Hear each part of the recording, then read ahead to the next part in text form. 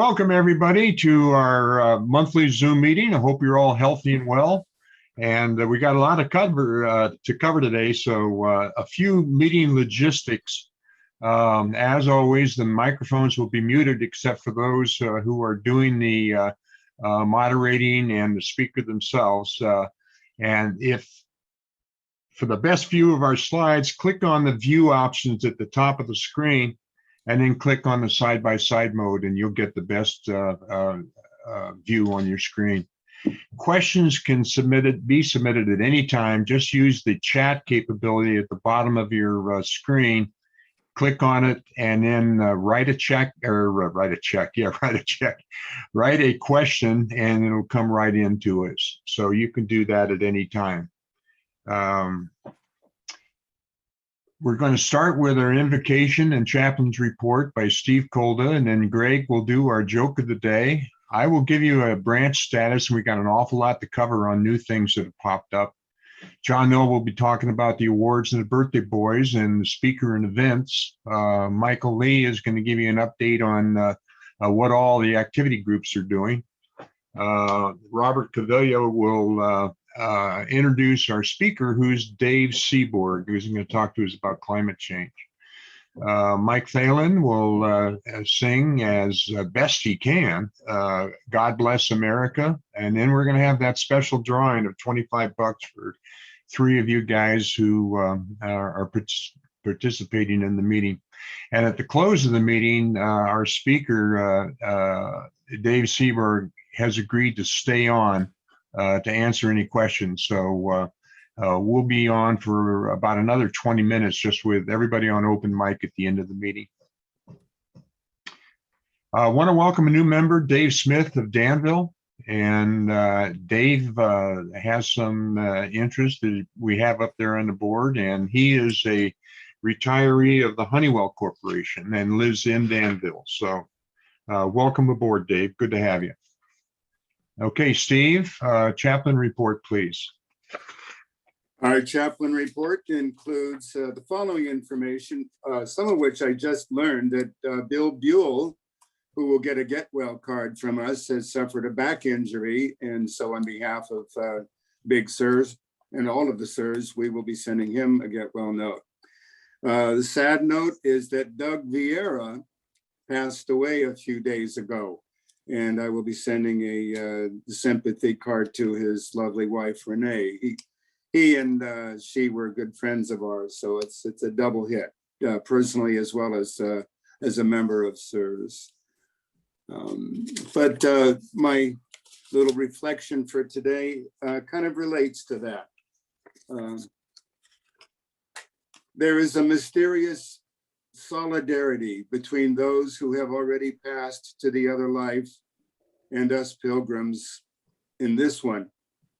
Our deceased loved ones continue to take care of us from heaven.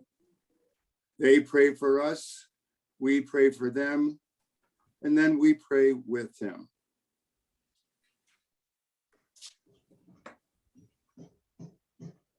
Amen. Okay. Thanks, Steve. Rest in peace, Doug. We're going to miss you, buddy. Okay, this is, as you know, my favorite slide of the whole program. And these are our former Big SIRs, and of course, they deserve an awful lot of respect. And every one of them graduated from high school, except one. And can you guess who it is? I'll give you a hint. It's the geezer with the gray hair, and I hope that clears it up so you know who that guy is. Okay, we'd like to welcome Dave Seaborg to our group today. And Dave is a biologist, an author, speaker, founder of the World Rainforest Fund. And he's going to talk to us about climate change in a few minutes here. So welcome aboard, Dave, and be good to hear your interesting presentation. Okay, joke time with our joke meister, Greg Grebe. You know, I got back just in time. We tried to sabotage Velson in our chat room, and nobody left the chat room, and I paid the penalty of being completely shut out. So I just got back in. Anyway, sorry, Joe. So anyway, 2 stories for you today. First one is that Rich Grandpa was going to go for an IRS audit. And he goes into the office and he brings his attorney. So they sit down with the auditor, says, you know, I can't understand, your lifestyle is exorbitant, but you have no source of income. He says, I'm a gambler. I make all my money gambling. He says, well, that's hard to believe. He says, well, would you like a demonstration? So the auditor says, okay. So he says, I'll bet you $1,000 I can bite my eye. So the auditor says, well, he looks at him, looks pretty normal. He knows he can see. So he says, okay. So he pulls his glass eye out and he bites it. So the auditor's down $1,000. He says, I'll bet you 2,000 I can bite my other eye. Well, again, he knows he can see. So what the hell? Yeah, okay. So he takes out his false teeth and he bites his other eye. Now the auditor's down $3,000 and he says, you know, I'm a pretty good sport. He says, I'll bet you 6,000 that I can stand on one side of your desk and pee into the wastebasket on the other side without getting a drop on your desk. And the auditor looks at him and goes, oh, geez, you know, okay, you're on. So he gets up there, he starts to pee. And of course, he doesn't make the wastebasket. He pisses all over the auditor's desk, all of everything. And the auditor is so happy. Now he's $3,000 ahead. And he said, but the attorney's sitting there holding his head. And he said, well, what's wrong with you? And he says, well, before he came in here, he bet me $25,000 that he could piss all over your desk and you'd be happy about it.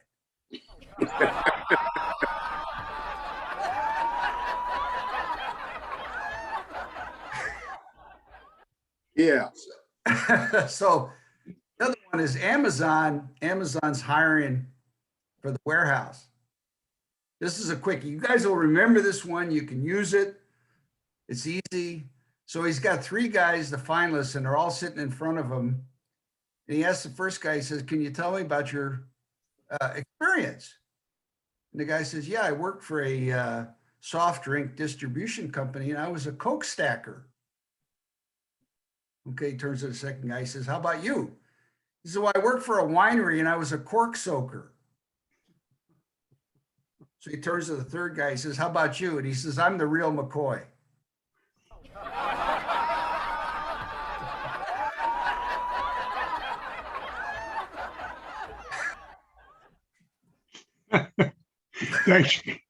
Thanks, Greg.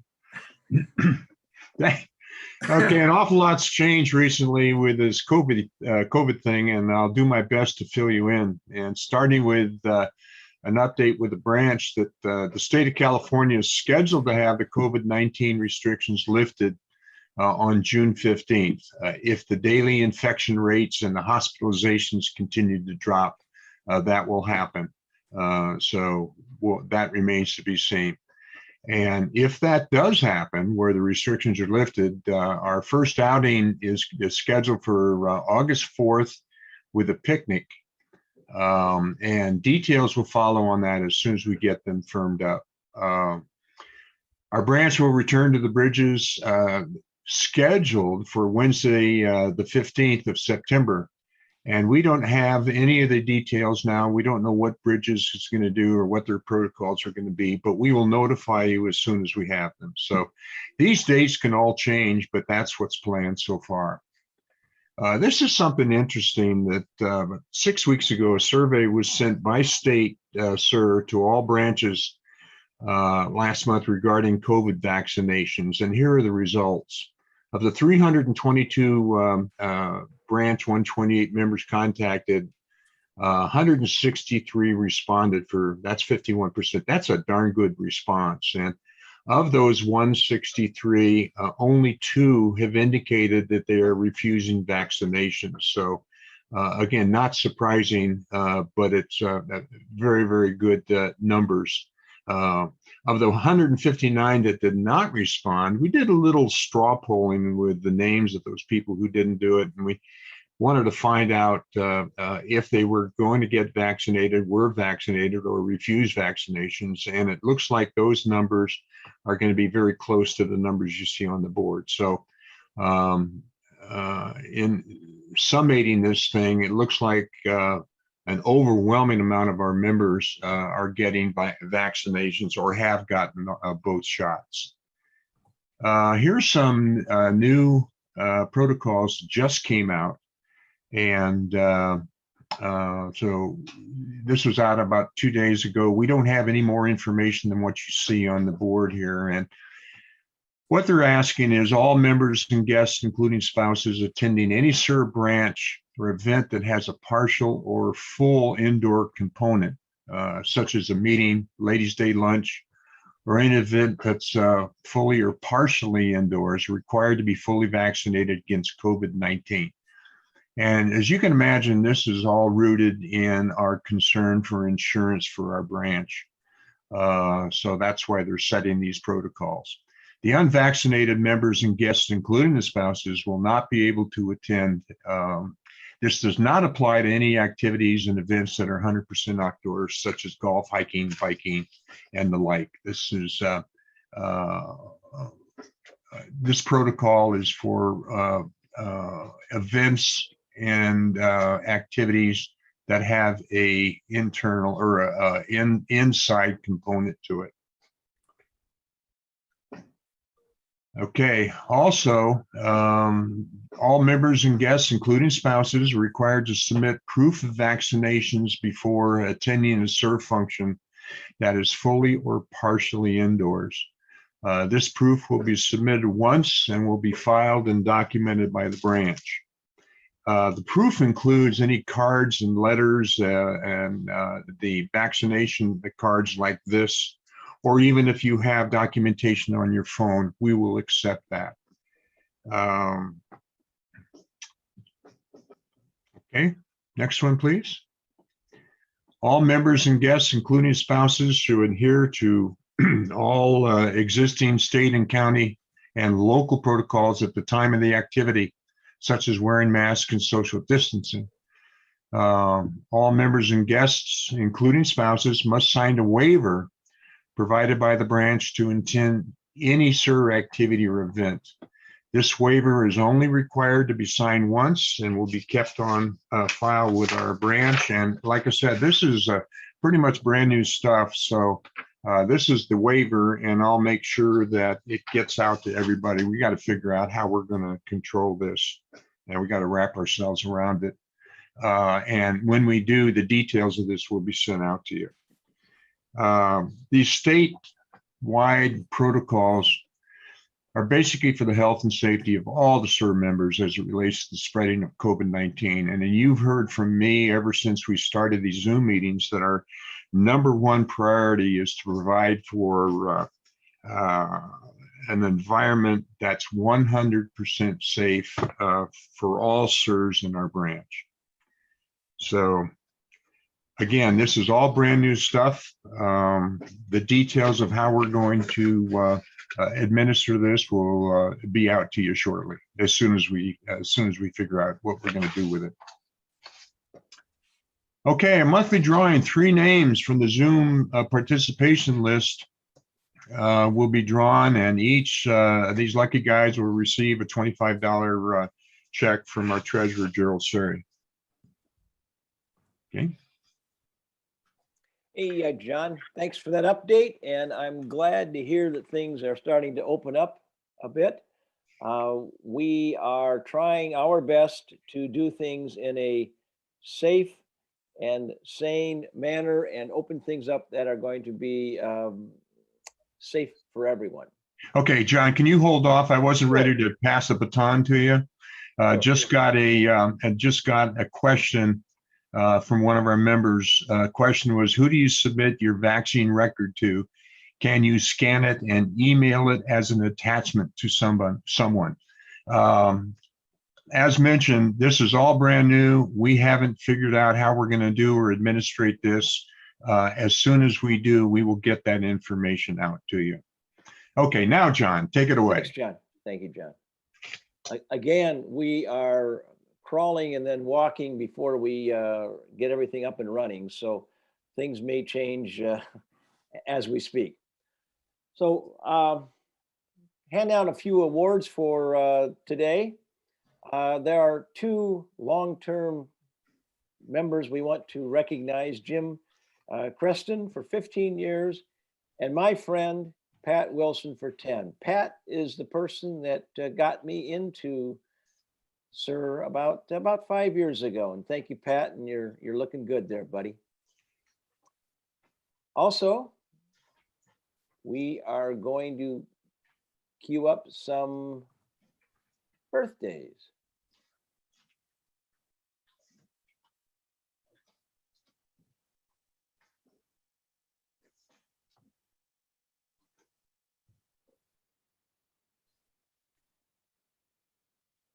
I'm quiet because they asked me to be quiet.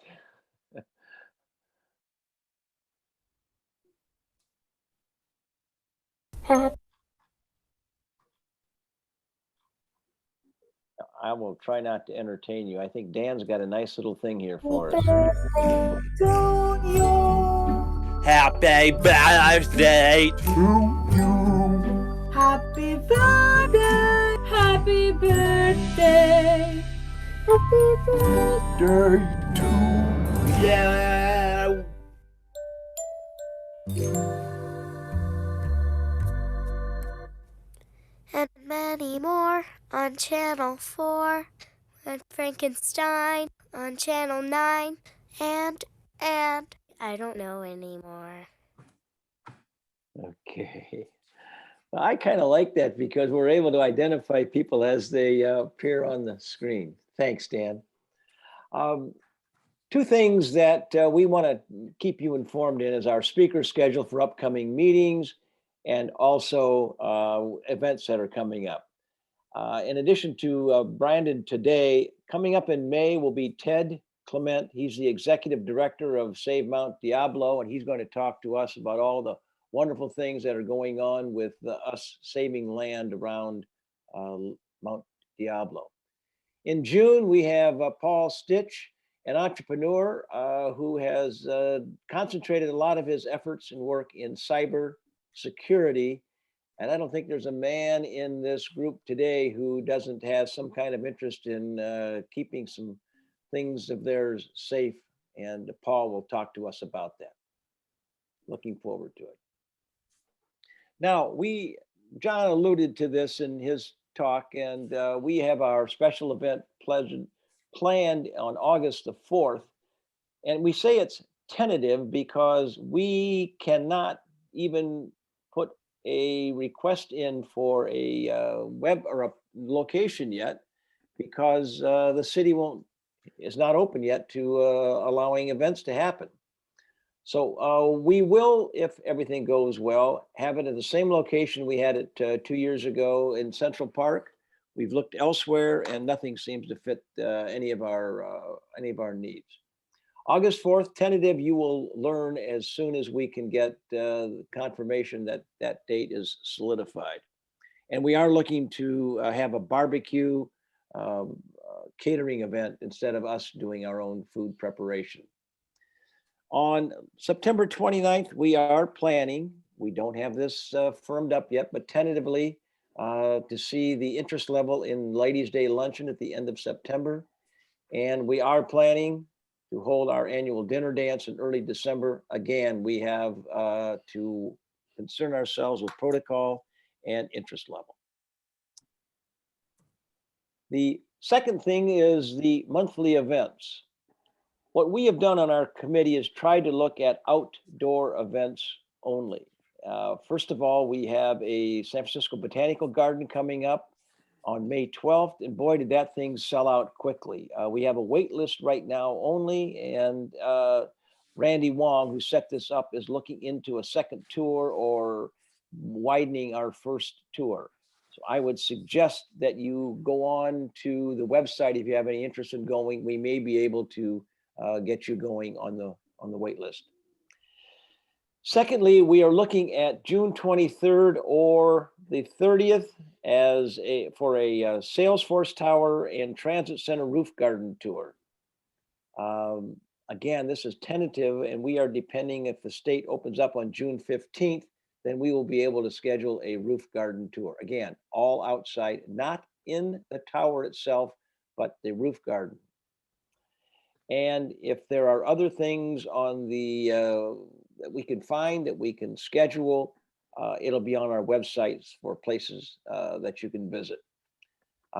We have a list in our rooster coming up and on the website of areas that we think would be of interest to you. I just learned this morning reading that Yosemite is now opening up for day visitors. So there are things opening up, and we hope that you get out and enjoy yourself. I'm going to hand this meeting over to Michael Lee and let him pick up from here. Great. Thank you, John. So on hold, waiting state SIR approval are bocce, bowling, bridge, cooking, dine in and dine out, Friday monthly breakfast, Metropolitan Opera, movies, Poker Group 2, and travel. Meeting on Zoom are the Evening Book Club, which will talk about Anxious People by Frederick Backman. It's the story of a bank robbery that turns into a hostage situation. Book Club 3 meets on April 28th and is reading Special Circumstances by Sheldon Siegel, which is a legal mystery murder mystery set in San Francisco.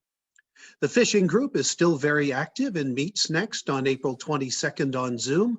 Members are planning future trips under the new regulations.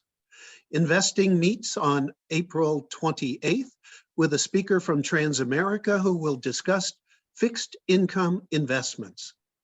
My senior fitness group had our first meeting this past Monday. We talked about nutrition, diet, and exercise, and we started planning our future meetings. STEM meets next on May 12th with a presentation on genealogy and things you can discover about your family history using Ancestry.com. And the wine group found some very nice Sangiovese and Chianti Reserve wines and a number of very nice Tempranillo wines, and I'll drink to that. Sounds like fun. Meeting in person are the AM Book Club, which had its first face-to-face meeting in a year, and they discussed The Four Winds by Kristen Canna. It's the story of a family struggle to survive during the Depression. Cycling completed 5 rides in April, and in May, they're planning a field trip to Sacramento to ride along the American River to Folsom Dam. Couples golf meets tomorrow at the 9-hole course in Monarch Bay in San Leandro, starting at 10 a.m. A socially distanced picnic will be held following the round. The 9-hole golf group is still playing Tuesdays and Fridays at Pleasanton Golf Center. The Tuesday 18-hole golf group will play at Wente, Tilden Park, Carica, and Diablo Creek on consecutive Tuesdays through mid-May. The Thursday golfers play on April 22nd in San Ramon and April 29th at Canyon Lakes. The hiking group will go to Las Trampas Park at the end of Bollinger Canyon Road on April 30th at 8:30 a.m. Pickleball has found 2 new places to play, a 6-court venue in Hayward and Club Sport in San Ramon. All the participants in Poker Group 1 have had their second coronavirus vaccination, so they're going to play in person on May 4th. And tennis has had a group of about 16 players who start at 7 a.m. on Mondays, Wednesdays, and Fridays at Central Park in San Ramon. For more information about any of our activities, sign on to the activities page of our website at SIR128.com. Now here's Robert Caviglia to introduce today's speaker. Sorry about that, Robert. Take it away. Thanks, Michael. Appreciate it. Before I get started, I just want to reiterate that if you have a question that you want to ask the speaker, you just need to click on the chat icon on your screen and a chat window will open up, and just select everyone and type in your question. John Kent will be reviewing and ask the questions on your behalf. Also, on behalf of our speakers committee, I'd like to thank fellow Sir Michael Levine, who heads our investment activity group, for recommending that we schedule today's speaker, David Seaborg. Mr. Seaborg embodies the definition of a true Renaissance man. He's written a book on poetry. He's an author. He's a peace activist, a worldwide expert and leader in the environmental movement. He's also an evolutionary biologist who's written numerous papers on the theory that life creates more species. He has a book coming out in June that speaks to this very subject. Also, David founded and currently heads the World Rainforest Fund, a nonprofit foundation that's dedicated to helping indigenous people preserve the world's rainforests. He's lectured worldwide on this subject. And if you'd like to learn more about David's fund and the work it's doing, just go to www.worldrainforest.org for more in-depth information. In addition to these many accomplishments, David is also a world-renowned expert and lecturer on climate change and its impact on our environment. How timely this is with Earth Day tomorrow and world leaders meeting to discuss this very subject, that we have David presenting on climate change, its causes, consequences, and solutions. On behalf of SIR Branch 128, I have the privilege of introducing our April speaker, Mr. David Seaborg. Thank you, Robert. It's a pleasure to be here. This is the first time that I've spoken to this group, Sons in Retirement. It's a real pleasure here. I am speaking today, as Robert said, on climate change. And of course, there's a meeting coming up on Earth Day, which is, by the way, my birthday tomorrow, in Washington, D.C., with President Biden and Vladimir Putin of Russia and other world leaders on climate change. So I hope that goes well. The problem of climate change is caused by two things. The first one is the burning of fossil fuels, things that produce, and this can be in transportation, cars, planes, and so on, or it can be burning coal to run industry or natural gas and so on to heat houses. But the two principal greenhouse gases created are carbon dioxide, chemical symbol CO2. That's the main one because there's more of that than any other thing, any other greenhouse gas produced. And the second one is methane, chemical symbol CH4, and it is secondary because there's less of it, although it is 30 times as powerful a greenhouse gas molecule for molecule than carbon dioxide. Now, these get into the atmosphere, and as the sun's rays come in and heat the earth, infrared radiation, which is heat radiation, leaves the earth, and the heat is balanced. But when there is too much carbon dioxide, methane, and other greenhouse gases, they trap the heat in, and that's why it's called the greenhouse effect. It's trapped like a greenhouse, and the planet warms up.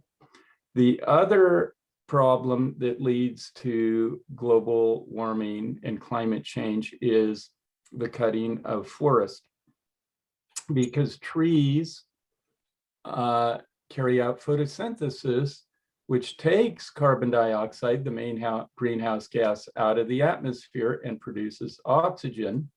Whereas if a tree is cut or burned, it releases the carbon dioxide from its leaves, roots, and trunk into the air. And instead of the tree helping solve the problem, cutting or burning it makes the problem worse. And in the cases where dams are built in the Amazon rainforest, now in rainforests all over the world actually, when mega dams are built and trees are put underwater and flooded, the trees decompose underwater due to a different kind of organism, little microorganism, microbe, that decomposes it, that produces methane instead of carbon dioxide. So when megadams are built and the forest is flooded, then the methane, which is 30 times as powerful a greenhouse gas as carbon dioxide, is produced.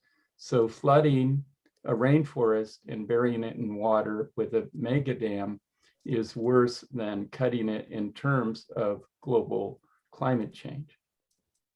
Now, the consequences of the climate change include the rising sea levels for two reasons. The first is that when polar ice caps are melted, it adds water to the ocean. The second is that when water is heated, it expands.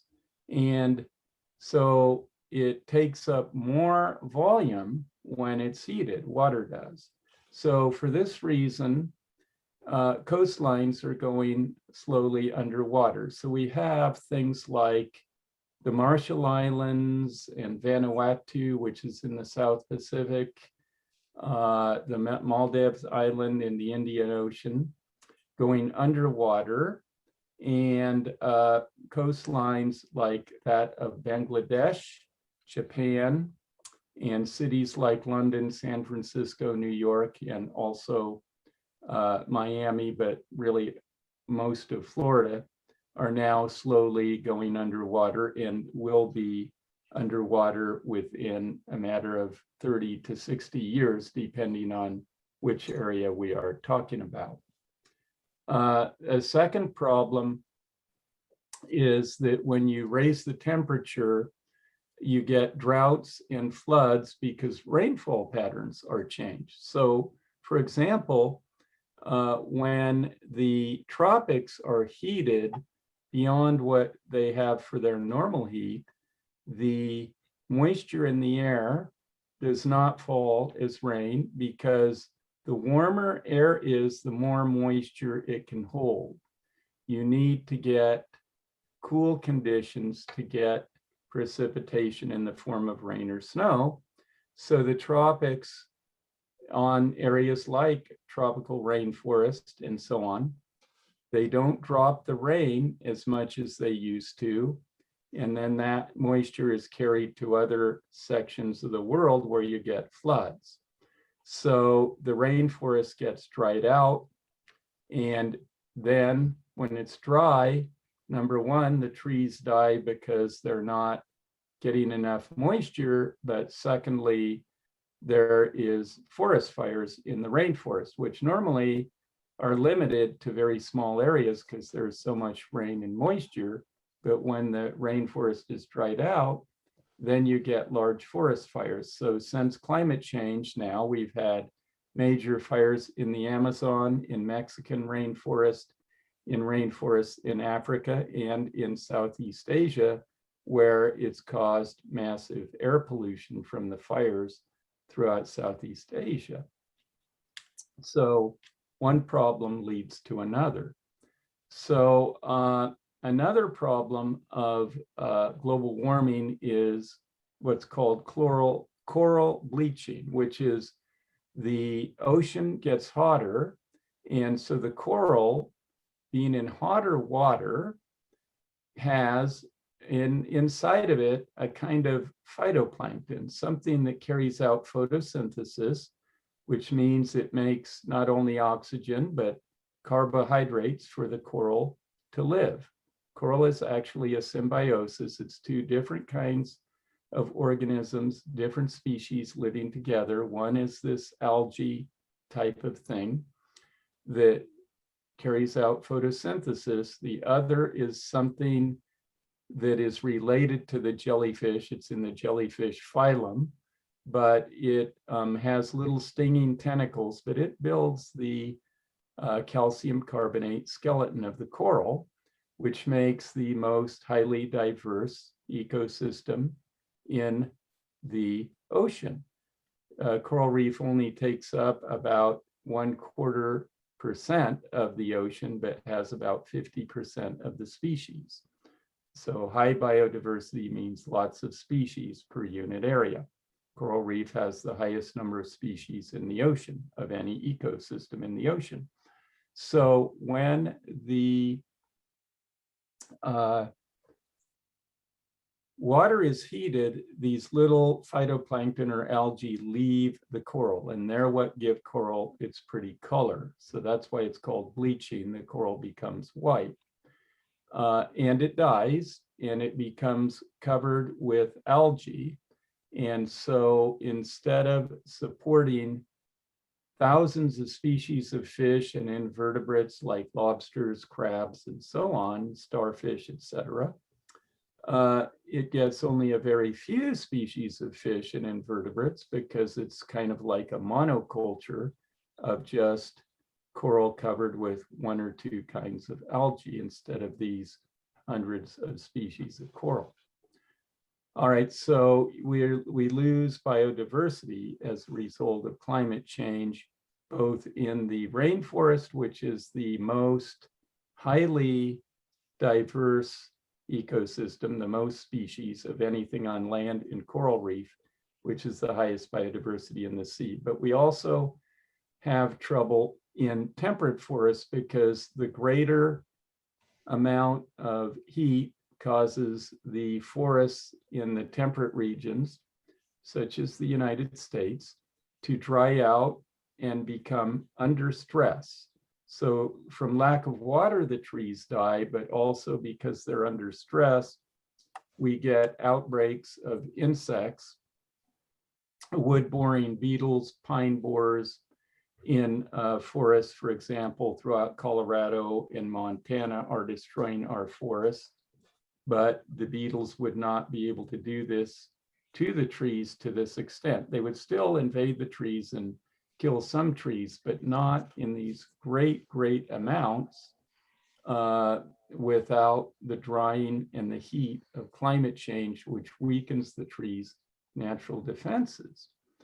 Another thing is that the change in the climate is causing a lot of different diseases in animals, such as chytrid fungus in amphibians is wiping out our frogs, salamanders, and other amphibians, partly because it's spread by humans carrying with their boots going into ponds that amphibians live in, but partly because climate change is putting a stress on the amphibian immune system. So a major effect of climate change is when you have these droughts, you have them in areas where we produce food agriculturally. So we're very lucky to have areas that before humans intervened had good climate and good soil, such as the Corn Belt around Nebraska and those areas, and the Central Valley of California. And there are also bread belts, for example, in the Ukraine. All of these areas are having their rain taken away and drought is coming in. And we know this, that drought is coming into the California, including the Central Valley where we grow our food. And scientists just released a report showing that we're in for many decades of very serious drought in California, but also throughout the West, and the Colorado River is going to be drying out. So lack of food production, because you no longer have the rainfall where the soil is good. On the other hand, the rain has to fall somewhere, so you get catastrophic floods, which we've seen, for example, in Pakistan, and we're going to see more of these. So we have these problems. Now, another problem is the melting of the glaciers on the mountains. Now, glaciers normally slowly melt, and they help rivers. So when a glacier melts, it feeds a river, and then that river feeds forests, agricultural land, people, and wildlife. But and normally this is okay when the heat of the sun evaporates the river water, it goes back up in the air and goes back up to the top of the mountain, above the mountain where it's cold, and it precipitates as snow and regenerates the glacier. So you have this nice water cycle called the hydrologic cycle, which is in balance. But when you heat the planet, then you melt the glaciers in the mountain too fast. It's flooded for a while, but then you lose the glacier, and it's too hot to regenerate it to come back and snow on the mountain. So the glacier is not regenerated fully. It's regenerated some, but not enough. And so you lose the glacier.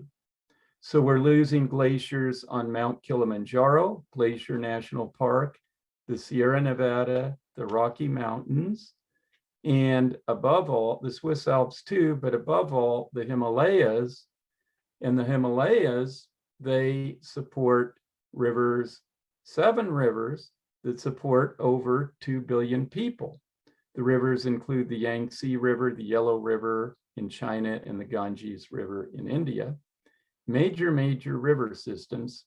And within a matter of decades, we will be losing the water to support people like you and me who are supported by the glaciers of the Sierra Nevada, but over 2 billion people in Asia in countries like China, India, Pakistan, Bangladesh, Vietnam, and so on. So this is a very serious problem. And the most worrisome thing right now is the latest study that scientists came out with saying that we're going to have mass worldwide starvation, not limited to the third world, within 10 years. So we do need to act quickly. However, all is not lost. It is not an impossible thing. It's very late in the game, and we need to act quickly. And one reason we need to act quickly is a thing called feedback or tipping points. So every time the scientists come out with these very dire warnings, and now we have the Intergovernmental Panel on Climate Change, the IPCC of the UN, coming out every few years, where they don't do the research. What they do is they summarize the research of other scientists. And it's always a very dire thing. The climate deniers say this is wrong, it's not going to happen. And then we wait and see what happens. And it turns out much worse than what the most pessimistic scientists have predicted. We've already got climate change started. We've already got massive starvation, coastlines going under, water shortages, food shortages, and so on. And why do they underestimate how bad it is? Well, it's because the models that they use, while very good and robust, don't take into account enough the things called feedback loops. A feedback loop is where A has an effect on B, which comes back to an effect on A. And it can be negative feedback, where A makes more of B and B makes less of A, and that's stabilizing. Or a positive feedback where B makes more of A makes more of B, and B makes more of A, and that's destabilizing. And an example of positive feedback, by the way, it might not just be A, B, it could be many factors along the way, A, B, C, D, E, and back to A, but it has to come back to A to be feedback. So an example is the melting of the ice in Greenland, which is white and reflects heat and keeps the planet cool. So when it melts, instead of the sun rays hitting the white ice, it hits the darker ocean. White reflects heat, darker things absorb heat. The sea absorbs more than it reflects, so it gets hotter. Another positive feedback is when we melt the permafrost in the Arctic, then you have the little microorganisms down there, decomposing the organic matter there and releasing carbon dioxide and methane, the two major greenhouse gases, making things hotter, making the permafrost melt more, releasing more greenhouse gases. So there's your positive feedback, destabilizing the system. So a tipping point is a threshold beyond which you go from your stabilizing negative feedback, which nature has provided us, into the destabilizing positive feedback state. Now, a major tipping point is if we were to go over to melt what's called the methane hydrates. These are ice methane. Remember, I told you methane is the second greenhouse gas, 30 times as powerful as carbon dioxide.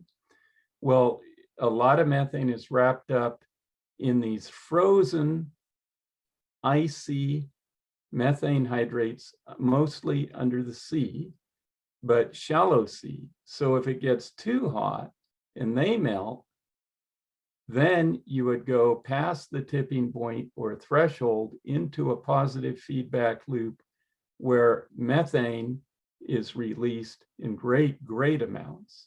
And that would be the most serious of all, save perhaps the massive food loss and the melting of the glaciers that takes away our river systems.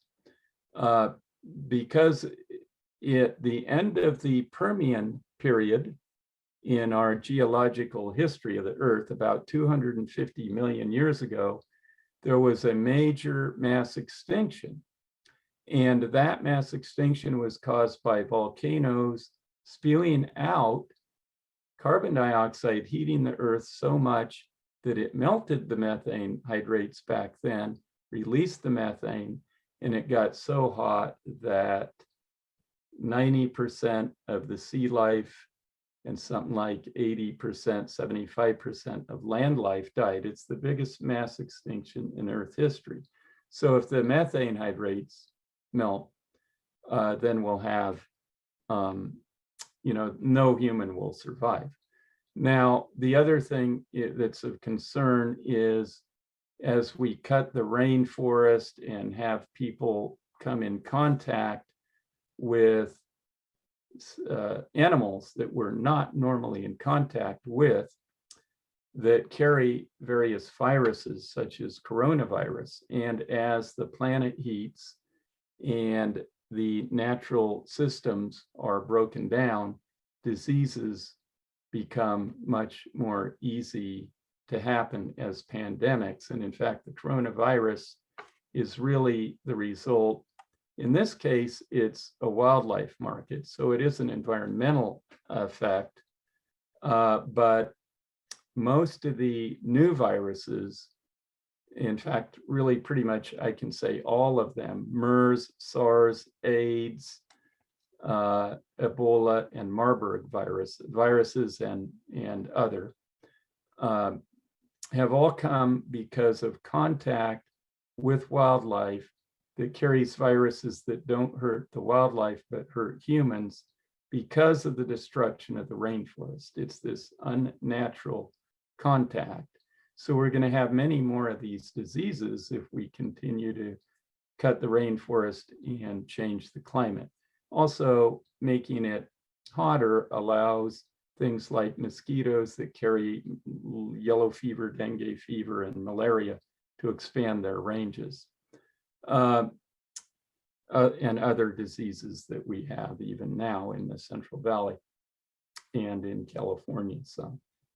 So the solution is, well, first, we really do need to control population. There are 7 billion people, over 7 billion people with a doubling time of about 40 years. So if you can imagine in that amount of time, over 14 billion people, 2 Chinas, 2 United States, 2 New Yorks, and 2 Hong Kongs, et cetera.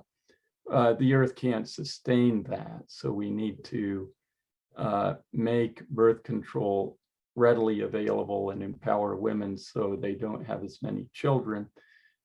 Secondly, we need to switch from fossil fuels. We particularly need to get rid of coal and switch over to renewable energies like wind and solar.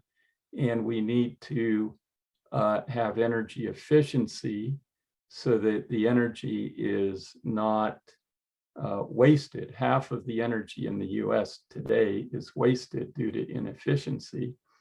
And we need to have decentralized solar systems so things aren't delivered long ways and things are more stable. And we need to redo the grid so that that's an infrastructure thing. Hopefully Biden will include that in his infrastructure plan so that we can do renewable energy. We also need to recycle everything so there's not a need to destroy and cut trees. I think that it's better that we eat more vegetable matter, fruits and vegetables, rather than meat because of the amount of not only nitrogen fertilizer and water used up to produce meat, especially beef, but also the amount of greenhouse gases caused by meat. Dairy cattle are actually produce a lot of methane, and a lot of rainforest is cut to grow grass, to grow dairy cattle. We need to revamp our transportation system. It's good that we're getting into electric cars if they're powered by solar and wind and other forms of renewable energy. But the best thing is to get away from cars in the first place and get into trains because they're so much more efficient in terms of fuel burned per passenger mile. So all of us can do our part by recycling, using public transportation, using solar energy. For example, I have chosen for, I pay a little extra, but not much, to go completely solar in, I don't know if you have it on your bill, I think you do, you live in the Bay Area, the alternative energy program where you can check what's called the deep green. And we can, vote for politicians who are in favor of doing something about climate change and saving the environment so that the human race and all higher life can carry on, and also writing letters to newspapers and spreading the word to your friends. So I don't think all is lost. I think we are very short on time, that we don't have much time left, but that we need to act very quickly and very boldly, and we need to work together, and we need to support those political leaders who are interested in not their own political future so much as the future of America and the planet. And I don't think that this great nation that is built on the principle of liberty and freedom and equality should be an experiment that lasts only something a little over 200 years. I think that it should go on for a much longer time than that.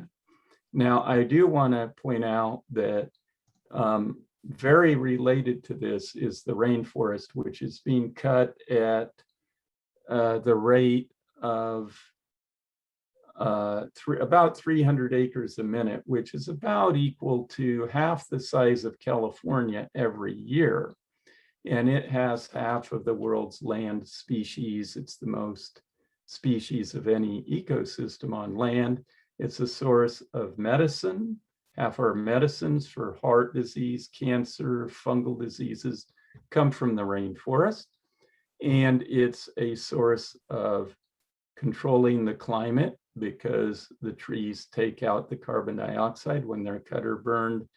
They add carbon dioxide. They control local rainfall because half of the rain in the Amazon comes from the trees, because trees send out moisture into the air. It's called evapotranspiration. The other half of the rain in the Amazon comes from evaporation of the Atlantic Ocean, but half is from the trees. So when you cut the trees, you get local drought, so the local farmers cannot produce food. And also, we get a lot of our food directly from the rainforest. In fact, a lot of our crops need varieties of crops for the genetic diversity added to them from the rainforest so that they can have the diversity to respond to diseases of fungus or changes in the climate. So very important we save the rainforest. And that's why the World Rainforest Fund, of which I'm president, is working to save rainforest. And as Robert told you, we are at worldrainforest.org if you want to learn more about us and help us out. So with that, I want to open it up to questions. One, it says, do you think the use of batteries in locomotives and ocean vessels? Oh, I didn't get it all. Okay. All right, go ahead. Question? Dave, thanks so much. Very, very interesting. And we do have a number of questions that have popped up. But before we start, I do want to make one correction that the Ladies' Day luncheon is scheduled for Thursday, September 30th, not the 29th. And again, details will follow on that. But Dave, I thought I heard you say that coastal cities like San Francisco could be underwater in 30 to 60 years. Did I hear that right? And if so, could you expand on that? Yes. The problem is that when you heat the planet, the glaciers, not the glaciers, the Arctic and Antarctic ice melts, and some of that is ice already floating in the ocean, which does not add to the sea level. Some of it is not, and it adds more water to the sea. The other problem is that when you heat water, it expands, it takes up more volume or more space. As a result, what we get at first is periodic flooding. It doesn't happen all at once. But I don't know if people are aware of this. You might see it on the news, but Miami already is underwater a good deal of the time. It has floods. Miami has floods. And you can look that up on the news. How much it is, I don't know. But you have, so what will happen is coastal cities like San Francisco will slowly, at first have more storm surges, and then they will start to be flooded periodically and then go underwater. Now, it is true that San Francisco, in their case, they are planning to build walls to keep out the water, barriers. There are such plans in place. However, the problem is, this is called mitigation, doing something about climate change. The problem is that you can't mitigate everything because there are thousands of different effects. So maybe San Francisco will be able to mitigate with a wall, but then what about all the other cities and coastlines and islands? What about the loss of water from the rivers from the Himalayas and the Sierra? And what about the loss of the fish in the coral reef that people eat? And the loss of food supply. So you can maybe mitigate for San Francisco, but you can't mitigate away everything. Good. So, but yes, it is not way off in the future. It is it's a matter of decades. Well, that's certainly going to impact our grandchildren, isn't it? Yes. You talked about the rainforest and the cutting of the trees and everything. Is there any pressure being put on the Brazilian government to curtail or stop their decimation of the Amazon? Good question.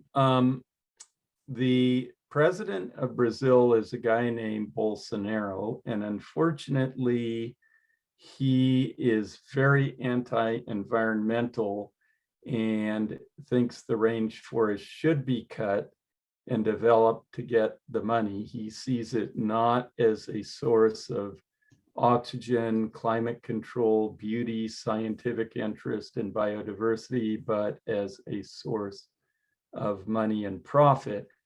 So he has been one of the worst leaders in terms of preserving the Amazon. But there is pressure from indigenous groups and from environmental groups. And they did have a lawsuit in Brazil that was won by the environmental indigenous groups that said that the Brazilian government is required to protect the land and protect the indigenous people in the rainforest from the exploiters who would come in, and they must be protected from getting COVID from the people who would come in and mine the forest and destroy it or cut the trees. And so that was the Brazilian Supreme Court. So it's the highest court. So they are required to carry that out and remove the exploiters. The World Rainforest Fund is working with 2 indigenous groups in the rainforest to help them keep out 20,000 gold miners who want to come in and mine the gold. And in our case, we're working with the Yanomami people in Brazil. And it's interesting because we are helping the Yanomami who are contacted, but our money that we're helping with is also helping the uncontacted Yanomami people, which are not even contacted by the other Yanomami who have been contacted by white civilization. Rather, they help them protect the forest because these indigenous people do not want to be contacted. And then we're doing that as well in Colombia with helping a group protect their own rainforest, but also protect an uncontacted tribe. Now that's interesting because the highest number of species on land is in rainforest, but of that, the highest is indigenous land, Indian land, because that's been the least disturbed and most protected. But the uncontacted has the highest number of species because it's the least disturbed. On the other hand, it's under great threat.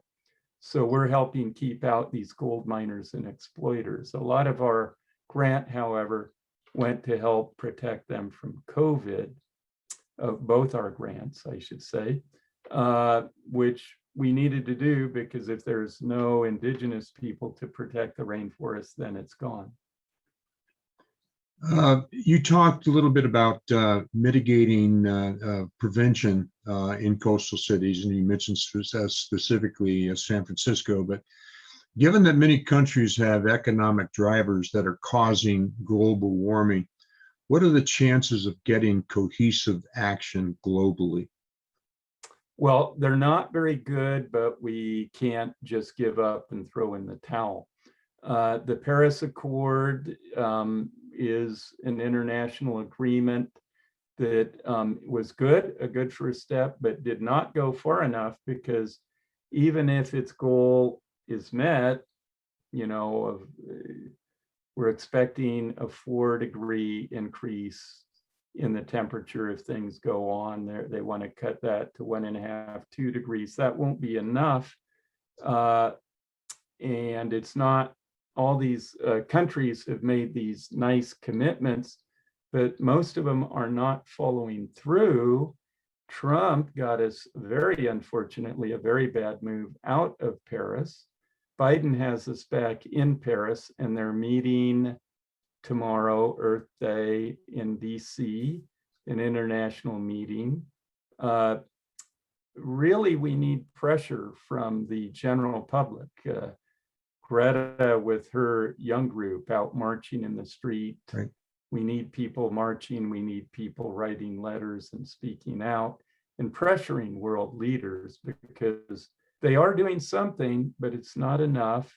And we just need to do more. And we've got very strong economic interests, the fossil fuel industry, the car industry. They don't want to see change because they want to see their bottom line increase. Sure, sure.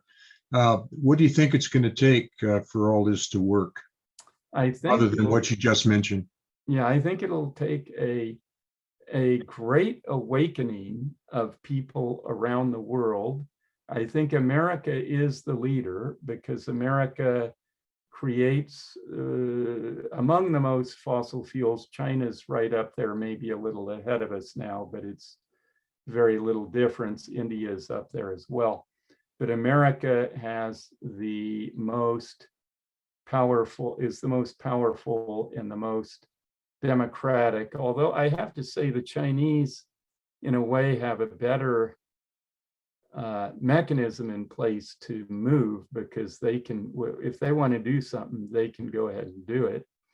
And Are they, excuse me for interrupting, Dave, but is China willing to play fair and share toys with the rest of the countries on this accord? Well, I don't know about playing fair. They do look out for their own interests, but they do see the problem, and they are taking steps, and they have made a commitment to go carbon neutral within the next, I forget how long it is, something like 15 years. And they're starting to go solar and renewable and taking action there. They still have a lot of coal plants, but they are going in the right direction, getting away from that.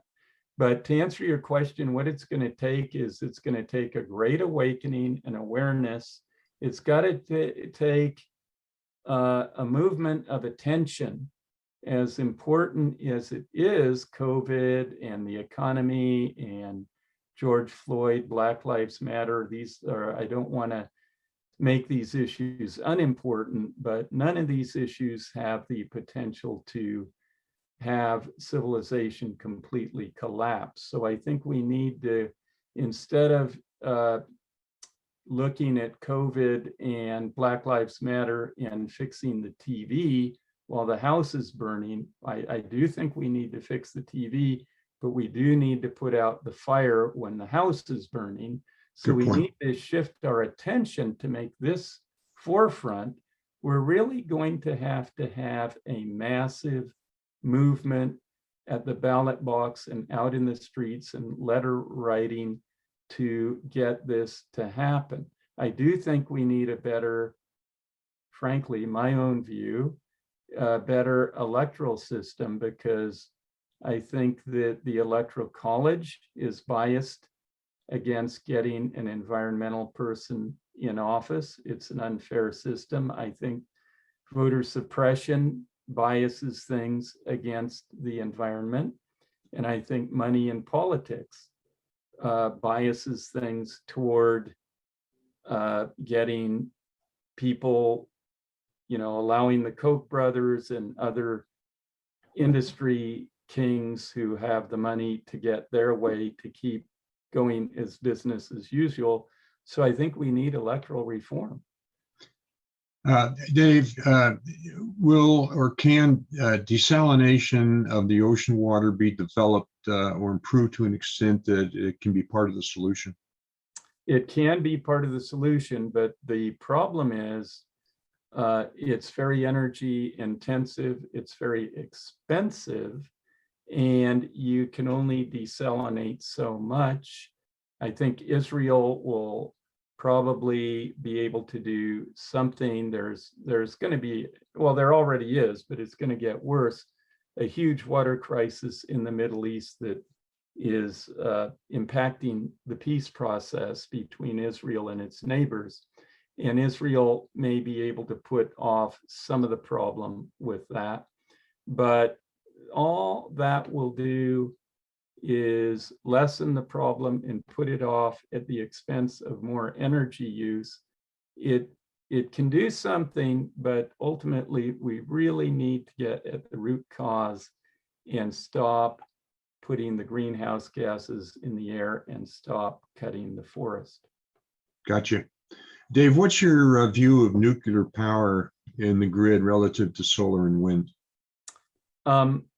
Nuclear power is very low carbon energy system. So in that sense, it's helpful. The new generation of nuclear reactors, such as thorium, can be helpful because they're not so dangerous. However, nuclear power has the following problems. Right now, even with thorium, even with the next generation of reactors, it's not economically viable without large subsidies. And there's long lags in building reactors, which we don't really have time. We need to get things done now. And it has the problem of the waste lasting for order of hundreds of years. We would have to be able to take care of that. And we can't even know that our civilization is going to be going on at this stage. And finally, my concern about nuclear power is the possibility of its spread to people who I don't want to see have nuclear weapons, such as the Iranians and terrorist groups and other countries. Sure. Will the mass population migration from these impacted areas that you referred to take place to more benign areas of the Earth? I mean, are we going to see a major? Would you please talk a little bit about that? That's a good question, because the answer is yes. There's going to be right now already, there are more environmental refugees than all other kinds of refugees combined. And the main reason we have so many Latin Americans wanting into the US is ultimately climate change. Now, it's true they have gangs that they want to get away from. They have more repressive governments than the US, but they are starving, and they are starving in Central America because of lack of rain, which is caused by climate change. Their crops are failing. Coffee, their export crop, which is a large source of cash, is failing in Central America. And building the wall, which Trump did, I'm very against that, partly because it doesn't work, but I'm partly against it, or I say mainly against it because it blocks the crossing of wildlife, including the jaguar, through their natural ranges. So it endangers many species, including the jaguar, which actually does range into the US. But the way to stop the refugees from coming in is not a wall, but help them and solve the climate change, give them aid so they don't want to come in the first place. So we're going to have massive migration into the US, which we will not be able to stop with a wall or any other means than stopping climate change. Unless we aid Latin America and stop climate change, there will also be massive migration from Africa into Europe, and the Middle East will be overrun. There will be massive political instability, civil wars everywhere, including the US. It's going to be an absolute, the mess that's going to be created by destruction of the environment, loss of biodiversity, cutting of rainforest, and climate change. The political and social mess is going to be absolutely ugly if we don't do something about it now. Do you have a timeline for that, Dave? It's going to be incremental. So it's not going to all happen at once. It's already started. They're already coming here due mainly to climate change, and people have to understand that.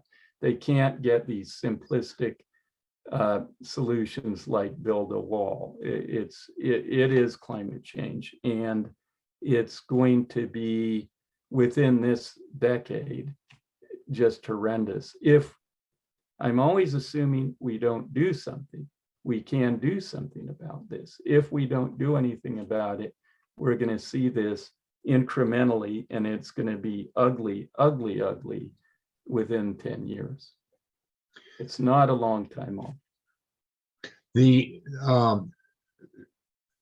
top industrial countries, including United States, India, China, do they hold most of the problems, I should say, are we the key to most of the solutions? I would like say the we top are 3 or 4 countries in the world, as opposed to the underdeveloped countries? Well, I would say I would rate the United States, obviously, because we produce and make so much of the problem, but also we're powerful and we're democratic. And we have shown that America's shown it can do things. Look at the Montreal Protocol when we had the ozone problem. And who was president? Was that a left-wing Democrat who got us that? No, it was Ronald Reagan, who listened. And we got to the moon, So we've got the power to do things. So we're very important as a problem and a solution. China is very important. They have so many people and they're producing so much and they can do a lot. India is very important. Lots of people, lots of, if you're creating a lot of the greenhouse gas, you're key. And the fourth one is Brazil, because that's where most of the rainforest is. Right. And the rainforest is key to solving this. By the way, Biden has pledged billions of dollars to save the Amazon. So I hope he follows through on that. Okay, good. Well, Dave, that's a very interesting, very informative presentation. I want to thank you very, very much on behalf of SIR. And we've got a nice little award for you, suitable for framing and putting right on your Eagle wall back there next to Steve Curry that I see in the background. We want to thank you so much, Dave, for your participation in our meeting here. And I want to point out to everybody that the website for the World Rainforest is there on your screen, and I certainly want to mention that if you have any donations you'd like to give, there's the website right there, and I'm sure Dave would accept any and all donations. Thank you for that, John. Oh, sure. Well, thank you for your time. Now, will you be available to hang out with us for a few minutes after the meeting, which is going to be over in a few minutes here? Yes, I'd be happy to. I have a little bit of time before Steph Curry comes to get his basketball lesson from me. Oh, is that right? Yeah, you're going to have lunch with him? Sure, that's okay. Yeah. You sound like one of us.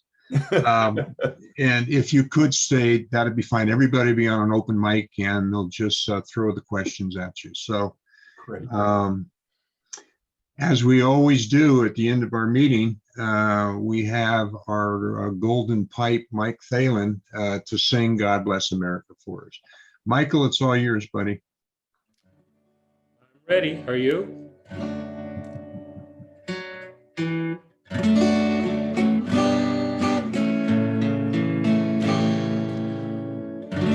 While the storm clouds gather far across the sea, let us swear allegiance to a land that's free. Let us all be grateful for a land so fair. As we raise our voices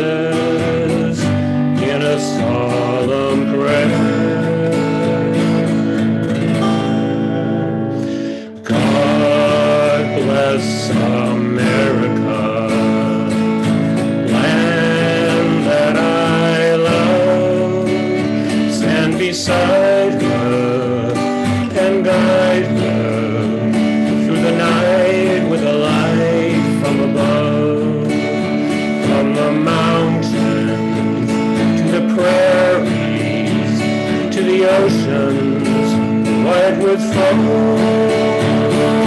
God bless America, my home, sweet home. God bless America, my home, sweet home.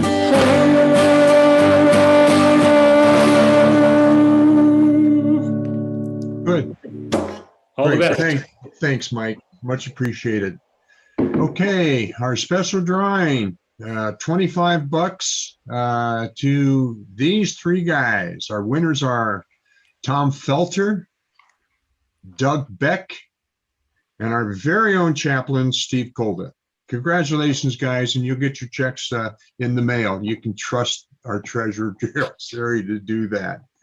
So thanks for joining us today, guys, and the Zoom will be open for about another 20 or 30 minutes if you want to interact with others or ask Steve more questions. And we'll see you at our next membership meeting on May 19th. So long, thanks for being with us. And anybody have any questions for Steve? Fire away. Or any other comment you want to make. Yeah, it's not Yeah, Steve, it's Dave. Dave Seaborg. Yeah. Go ahead. The in terms of new agricultural or better agricultural techniques like hydroponics. In other words, are we going to be migrating more to, or can we migrate more to things like hydroponics as and will that help what I call mitigate the deforestations and things like that? If we can not use the land, but use, like skyscrapers to produce food, wouldn't that be helpful? And aren't we doing enough to do that? Yeah, am I unmuted? Can you hear me? Yes. Okay, it's a good question because agriculture, the way it is done in the standard way today, is extremely bad for the earth and for forest and for the soil and for sustainability. So there are several solutions, including hydroponics. So hydroponics is good. It is a partial solution because you can produce without using up land. And you can also, not just with hydroponics, you can make agriculture more three-dimensional. We can redesign our cities, which is something apart from agriculture, so they're more pedestrian friendly. And so work and business and where you go to, where you live and where you shop are all together. But in addition to that, to have gardens on roofs, we can produce a lot and save land. But there are other ways. We need to get away from pesticides. Pesticides not only cause cancer and disrupt our endocrine and hormonal systems, and also pesticides are very bad for wildlife, but they destroy the environment. They're bad for wildlife. They poison the land. So we can go to organic farming. And another thing is there are certain crops that are being produced and done in a very sustainable way. For example, in Central America with the Inga tree, which shades the land, and they produce a lot more crop with a lot less land, so they don't destroy rainforest. And then they take the Inga tree later and make it into firewood, so they don't have to cut trees to make firewood. So sustainable agriculture, organic and efficiently done, and multi-crops. So not just monocultures of just corn, but mixing trees and food crops together. So we need to do, but I want to add that we need to remember that if we eat fruits and vegetables, it's not only much better for our health, but it's better for the climate and the environment, especially chicken is better than beef. Vegetables and fruits better than chicken, but beef is the worst. So it's also what we grow and what we eat. By the way, meat, they tell you, oh, it's really bad for you because you take in a lot of hormones and a lot of fat. Well, that's true, but that's not the main reason that I don't eat meat mainly. I mean, I'll eat maybe once in a while at a party, but I don't go out and buy it. I don't eat it for environmental reasons, but the main reason for health that I don't eat it is because there are so many chemicals now. We produce 1,000 new chemicals every year. A lot of those aren't tested. A lot of them interact with each other in bad ways, and that builds up in the food chain. You can't keep the chemicals out of your body, but if you eat a fruit and vegetable diet, you get less of the chemicals that cause cancer in you than meat, because as a cow lives, it eats so much corn or grass in its life that it builds up so much chemical. Same with a chicken, that it's higher up in the food chain, you get a lot more of these toxic chemicals. Next. So I have a question about, not about the circumstances you described, I'll stipulate those. My question is about the relative importance or impact of the US doing the things you described versus other countries, some of which I'm pretty familiar with, including China, the former Soviet Union, and India. If we did the things that you propose and we get the continued delay by these other countries in taking any meaningful steps, they're still decades away, notwithstanding Paris, from being accountable to do anything of consequence. If we do the things that you describe, what percent of the problem is solved? Which of the symptoms will disappear? Well, assuming the others don't do anything.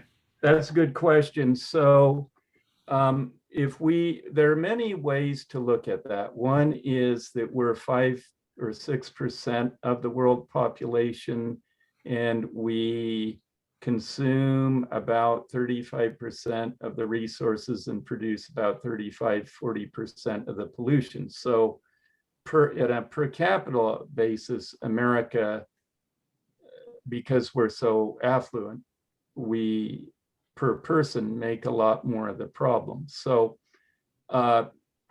you could say that maybe if we do everything right, that might solve, let us say 30. I mean, I can't be exact. I'm doing my best here. So we'll say 30–35% of the problem is solved. And we should do it because that's a substantial amount, and we are a substantial amount of the problem. I may have overestimated that because it's hard to estimate. What if Brazil, keeps having the Amazon cut? Then all bets are off. We need the Amazon to survive. But we are a substantial enough part of the problem that if we do something, we will make a substantial difference. But it'll still be less than half the problem. But if we don't do anything, the example we set will make other countries say, oh, the US isn't doing it, so why should we? So we need to not only do it to solve the problem, but also to set the example. But we need to do another thing. We need to use diplomacy. We need to work with the other countries to get them to cooperate, which obviously we can't control what they do, but we can make a difference to an extent by doing our best to work with them on these issues. Also, some of these countries that we're richer than, such as Brazil, if we aid them, we should be able to bring them along. But I think that if we reason with China and Russia, I'm optimistic that they know that their survival depends on it, and they can be brought along if we take the steps to correct the problem. Okay, other questions? There's an interesting bunch of questions that came in revolving around the natural evolution of global warming, of the ice age, and then it goes into you talked about a cataclysmic change several centuries ago, and then is this part, what's going on, is this part of the natural evolution of climate changing drastically over the planet? No, absolutely not. This has been looked at very thoroughly, studied and modeled again and again, and scientists have concluded this is human caused. It is not a natural phenomenon. It's true that the sun does change in temperature. That's been looked at. It's not due to difference in solar activity. It's due to human caused. They did a study on looking at papers done by experts, scientists on climate change, and looked at 957 different papers and looked at how many think there's no problem, how many think there's a problem, but it's not human caused. There is climate change, but it's natural, not human. And how many think that it's caused by humans and real and serious. And this was only papers by, not just meteorologists, not just climate people, but people who are expert on climate change. All 957 of the papers, every one of them said that it was human caused and climate change is real. Now, there are natural changes in the climate that sometimes happen. For example, 250 million years ago, there was a big volcanic activity that then made the methane hydrates melt and caused very high temperatures and a mass extinction, but that was from volcanism that does not occur all the time. That's a very rare event. We do have volcanoes, but only every so often. There was an asteroid hitting 65 million years ago that caused the Triassic, the Cretaceous tertiary extinction that killed the dinosaurs, but that is a rare event. So, and there are fluctuations in climate, but the climate and there are ice ages, but the climate has been quite stable over the last several thousand years, and it is going up more than it's gone up in the last thousands of years now. These are record temperatures, all been shown to be caused by humans. So there are natural fluctuations, but this is a human caused climate change. Anyone else? You mentioned that 65 million years ago, the asteroid hit the Yucatan, but what saved the mammals over and above the reptiles was that they were living underground and were omnivorous. And so that leads us to believe that relying on thermal energy and maybe living underground might also be a savior for our species going forward. Do you think we'll ever adapt that way as well? Well, that was natural underground living. The mammals back then were small, and it was a natural thing to live underground. I think that obviously being underground can help you, from climate change, because the climate's more stable, but I don't think that would be enough. We need to be able to produce food, we need to get water, we need healthy air, and we can't have our cities going underwater. So no, I think that we really need to deal with the root of the problem and not try to, get away from it by just going underground.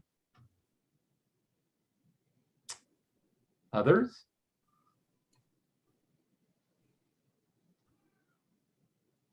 One thing, David, David? you go ahead, Robert. Robert, go ahead, Robert, please. Well, first of all, David, I just wanted to thank you very much on behalf of all of us. It's been very enlightening, very informative. I was mind boggled by the statement that you made that 300 acres a minute are being decimated in the Amazon. And thank you for telling us some of the things that your organization is doing. But can the United States put any pressure on Bolsonaro? I mean, everything I read about him, he's somewhere right of Attila the Hun. And so is there anything that the US could be doing to try to mitigate the circumstances? Because if half of California is being decimated every year, that's just mind-boggling to me. Yeah, now that figure is rainforest worldwide. So what it is, it's 300 acres a minute. Okay. Half the size of California destroyed, cut or burned of rainforest worldwide, not just the Amazon. Okay. We know the rate because of pictures taken by satellites. NASA has been very good in the research on this. So I think we can influence Bolsonaro, but only if we're really, really tough, because he's interested in power, he's interested in money, he's not interested in the environment, in the future of his country or the planet or the rainforest. And he will only do what's in his interest, and he will only respond to pressure that's strong enough to make him,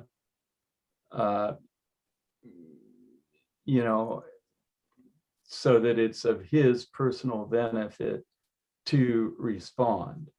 So I'm not sure if that takes the form of sanctions or what, but it would have to be very strong. Maybe this aid that Biden is proposing will help, I hope.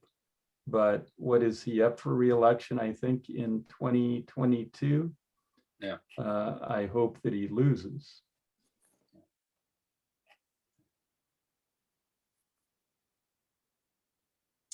Others? David, I wanted to know if you feel as though the Paris Accord has enough teeth and enough guts in it to make a change, or do you think it's a little bit of wallpaper? I think that it's enough to make a change, but I think the goals aren't enough, number one, because if they're met, it won't be enough. It'll be better than nothing. I think it is better than nothing to have the countries talking and having treaties, having this accord, but the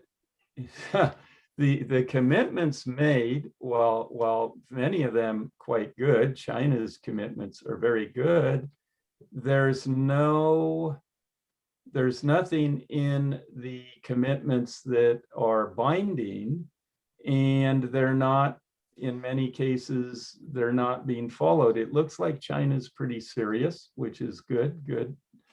I commend them for that, but most of the countries have done a lot of nice rhetoric, nice sounding commitments, and then gone on as business as usual. So I think that while it's a step in the right direction, it's better to have it than not. And it's better the US is in on it. It needs to be much more, and it needs to be followed. If somebody says, well, the UN doesn't have power, you can't have enforceable agreements, well, then you just have to have an understanding that the countries will be tough and enforce what they are and do what they say they're going to do. Are there any teeth in this accord that could offer? I mean, are there any teeth No. in it at all? No, the agreements, the whatever the countries say they're going to do, they don't have to do. There's no requirement. It's good that they have the commitment, and maybe they'll do it, but they don't have to do it. There's no teeth. So we need something, we need to have a way to get this actually carried out. Really, we need stronger, more bold commitments than are already made. And then we have to get those commitments carried out. There needs to be a realization that this is a crisis and civilization is going to fall if we don't do something about it. We need to take the science seriously. That's what the science says. Climate change and other environmental problems such as loss of biodiversity and rainforest and coral reef are real. They've already started. They're immediate existential threats, and civilization will collapse completely if we don't take radical action right away. We've got to realize that. That's the science. That's what the facts are. That's what's real. And we need our attention on that. We need to not deny that, and we need to act on that right away. And that involves controlling world population, controlling US population, because we consume more per person than others. And it means getting to renewable energy, recycling, getting out of cars and into trains and public transportation, ecological cities, revamping agriculture, and so on. Having public transportation easy for senior citizens. I think that your comments about population are so true. The concern I have is that currently Western nations, several European nations, and the United States is closely reaching the point where we are not replacing ourselves. I know that I think it's France and a couple other countries have almost gone over the tipping point of their inability now to replace themselves. Contrarily, we've got the Catholic religion, anti-abortion, anti-birth control, and that's probably the largest organization in the world. Secondly, we have Islam, who has said that their reason for being is to take over the world and make everybody Islamic. And one way to do that is to have more kids. And the figures kind of bear us out. There's a lot more kids being born per woman in the Arab countries and Islamic countries than there are in the other countries. I don't see how you can change such embedded religious feelings, political fervor, and lifestyle changes. Help me out here, David. Okay, well, first, the replacement of our population, and the Japanese and the Chinese are now starting to get worried about this, is not a real problem. The fact that we won't have as many children replacing us is absolutely of no concern compared to the fact that there are 7 billion people, and still with a doubling time of so many decades ahead, that the strain on the planet will destroy civilization and kill us all because the earth can't take it, greatly outweighs any worries about replacement. We will be able to replace ourselves. Well, actually, this is a side issue. I want to get back to your question, but we didn't talk about plastic pollution and chemical pollution, which are having many, many bad effects on people. But one thing they're having is male sperm counts are going way down. And if it continues 40 years from now, we won't even be able to reproduce. Now that's if it continues. Maybe we'll do something about it. So overpopulation and overproduction of chemicals to support this overpopulation is going to destroy us. So it's more important to worry about that than replacement, because we can replace ourselves as long as we don't pollute too much with chemicals and plastics. All right, now the Catholic Church and Islam. First, the Catholic Church, they are anti-abortion.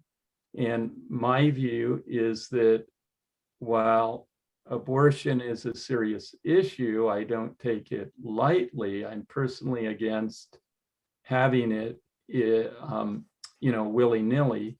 I think that it's a woman's decision and should be up not to the government to tell people what to do, so that they have the ability for abortion, sex education in schools, and freely available birth control. Many third world women don't want kids, but they don't have the ability for birth control, and we need to help get that to them. So the Catholic Church has this view. Hopefully people, not all lay Catholics, accept what the Catholic Church says, and hopefully we can educate and overcome that. Now, Islam, it seems to me that people need to educate. Muslims need to be more educated about the Quran, which says that above all, the earth should be protected. Because I was very concerned about Islam and what is it teaching. And I talked to some of one particular religious leader they have, but others, that actually that's what the Quran says, that the earth should be protected. But many Muslims seem to be unaware of this. So it seems to me we need to, that Muslims need to be better educated about their own religion, just as many Christians do. And this is very unfortunate that we have these imams preaching this kind of stuff about breed and swamp out the non-Muslims. Now, to be fair, many Muslims are very pro-earth and very peaceful and good people. There are over 1 billion Muslims, and most of them are not of the ilk of these spread Islam at any cost. However, there are enough of them of spread Islam at any cost that this is a problem that has to be recognized and dealt with. And I guess I can't offer a great solution except that continued education of the problems. Does anyone else have anything they want to say? It's now 10 minutes of 1, and we've gone on for a good half an hour here, David. I hope I answered that last question okay. Well, it's who can answer some of these questions? They're monumental. They're beyond our scope, and we have to be aware of what's going on. And I appreciate your insight and your wisdom and information for us. We are a group that is aware of these kind of things and love hearing about this. Yeah, the Earth is covered. 70% of the Earth is covered by water, right? And it's inconceivable that we're what I call overfishing, but apparently there is a problem with overfishing. But then the currents, bring the weather, and so climate change and the changing temperatures of the waters and the water the flows of the water through the oceans and things. That has a tremendous impact on the earth. So I don't, is there more to be said about ocean currents, ocean temperatures, and things like that? Yeah, that would be a whole another hour of lecture. But to make a long story short, is climate change is melting the ice caps of the Antarctica and the Arctic and Greenland. Now, the main scientist who published on this problem's name is Broeker, if you want to look into his work, Broeker. And what the finding is that as you melt the Arctic and Greenland ice cap, now follow me, this is complex science, that's fresh water going in to the salt water of the ocean. The fresh water makes that salt water less dense. Now, dense water sinks. It's heavier. If it has more salt, it sinks. If it has less salt per unit area when you melt fresh water into it from the Greenland ice cap, then it does not sink. It turns out it is this sinking off Greenland that propels the Atlantic current, including the Gulf Stream, which goes down the Atlantic coast of the US and across and up Europe and then back to Greenland. And as it goes up along Europe, it carries warm water from the tropics, and the winds blow across that warm water and help heat Europe. And the reason Rome has a tropical climate is because of the Gulf Stream. Rome is actually, if you look at a map, the same latitude as Chicago. So much of Europe is warmed by the Gulf Stream. So if you shut down that current, many, many, many bad things happen. It affects fish, it affects plankton, it affects many things. But you will get a paradoxical effect if this goes on to fully shut down the Gulf Stream, in that the eastern US and above all Europe will get colder, not warmer, even though there's an overall warming of the earth. So this is sort of the graduate course on climate change you've gotten me into here. And that is why scientists, we now want to say climate disruption and not global warming, because when you add energy, 4 degrees average increase in global temperature is what we'll be experiencing. That sounds very little, 4 degrees. But since that's a global average, that's a lot of energy, and it's a great disruption of the climatic system. And it has many, many effects, which, as I said, cross tipping points or thresholds. What? And in this case, you get a very paradoxical effect. Yeah, they're doing good. They're not blossomed yet. It's too early. And so this is very, very serious if this continues, because we are risking, and also as we melt the Antarctic, we're risking shutting down the current systems of the planet, which will have tremendous impacts. Now, as far as fishing, we are overfishing the seas, and we're losing fish species like crazy, and that has implications for the whole ocean ecosystem as well as feeding people. Plus, I'm going to make this short too, because it's a long thing. If you take a cup of water from the ocean now and put it under a microscope, you will see a lot of microplastics. And they're all from our plastic society being broken down and ending up in the sea, which get into the phytoplankton, which are then eaten by the zooplankton, eaten by the little shrimp, eaten by little fish and bigger fish. By the time you eat a fish or a lobster, you're putting that plastic in your body, and that plastic attracts pollutants, toxins that also go in your body. I don't eat seafood anymore. I wish I could, but it's that bad for you.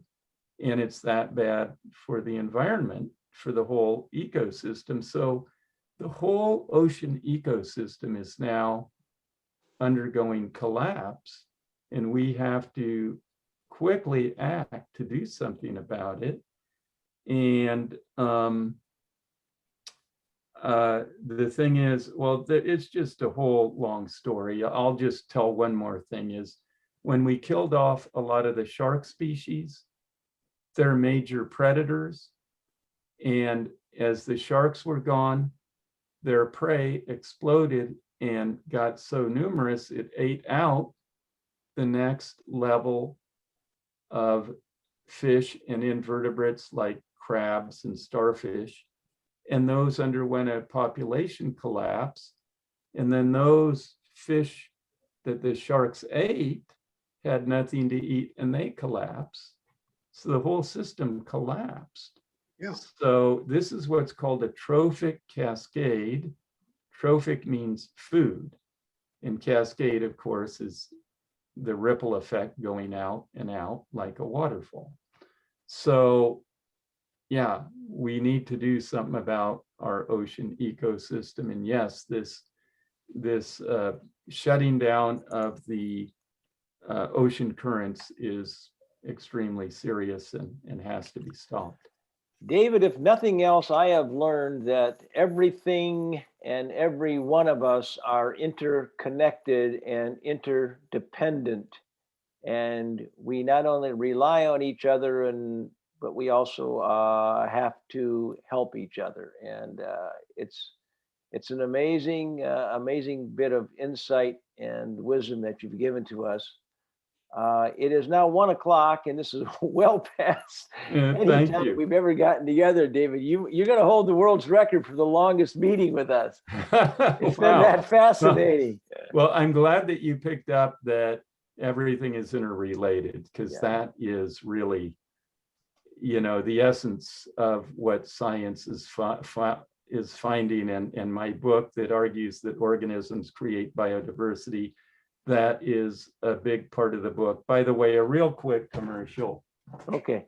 This is my poetry book. So if anyone is interested in buying my poetry book, I guess that will be out in the thing that you send out about me. Please include that. And if anyone wants to buy it, to contact me. Quick commercial. All right, David. Thank you so much for having me. And I'm just so curious what happened to this fellow, Mike Lee, because I keep seeing his name up and a blank screen. So maybe you can tell me about Michael he just muted his video. He's still here. He's listening to you. There's Michael no, Levine. no, not Michael Levine. Michael, I think it's Michael Lee. I saw Michael Levine. He asked questions, but isn't it Michael Lee? Yes. Michael Lee is here. Okay, he just turned off his video. He just turned off his video. I see. Okay, well, All right. I want to thank you all. Your questions were great. I'm glad for your attention. Thank you, and your interest. And I hope that something good comes of this. I hope you get out and save this wonderful country and wonderful planet. Thank you for your time, David. Yeah, thank you, David. You're welcome. Goodbye. Thank you. All right. Bye. Thank you. Wow.